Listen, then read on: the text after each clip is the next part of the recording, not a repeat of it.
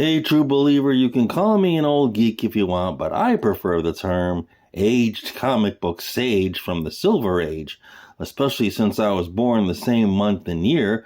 The Silver Age officially began with the reboot of The Flash way back in October 1956, which also happens to be the same month and year a certain actress named Carrie Fisher was born, who we all know and love as Princess Leia. A moment of silence, please. Soon after I learned how to read, I started reading comics. There were all the Harvey Toon titles. This was right around the time that the price jumped from 10 to 12 cents. Can you imagine that? First there was Casper the Friendly Ghost, Wendy the Witch, Hot Stuff, and Baby Huey. Then came all the Archie comics, quickly graduating to DC comics like Superman, Batman, and the Legion of Superheroes. Slowly adding Marvel titles like Tales to Astonish, featuring Giant Man and the Wasp. Then came the Avengers, Fantastic Four, Spider-Man, Iron Man, Captain America, X-Men, the list goes on and on.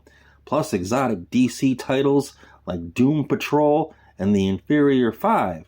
Not to mention some indie titles thrown in too, like Thunder Agents and Captain Marvel. No, not that Captain Marvel. This one was a robot from outer space.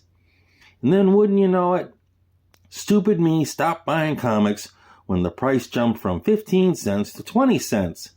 Admittedly, that doesn't sound like much now, but back then it was a big deal. This was right around the time the Silver Age officially came to an end when Marvel killed off Gwen Stacy, who they've managed to bring back, and they made her a superhero, which is what pulled me back into comics. Wasn't the Infinity Saga or Crisis on Infinite Earths or even Civil War? Nope, it was the Spider-Verse saga, especially hearing about a certain Miles Morales. Now we have comic book stores and comic book conventions, and my mind really got blown with all the movies, especially seeing Spider-Man on the big screen.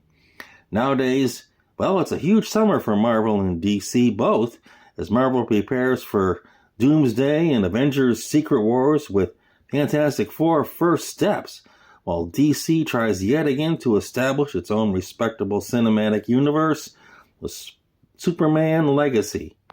Fingers crossed for both movies. Until next time, true believer, like Stan the Man Lee used to say, Excelsior!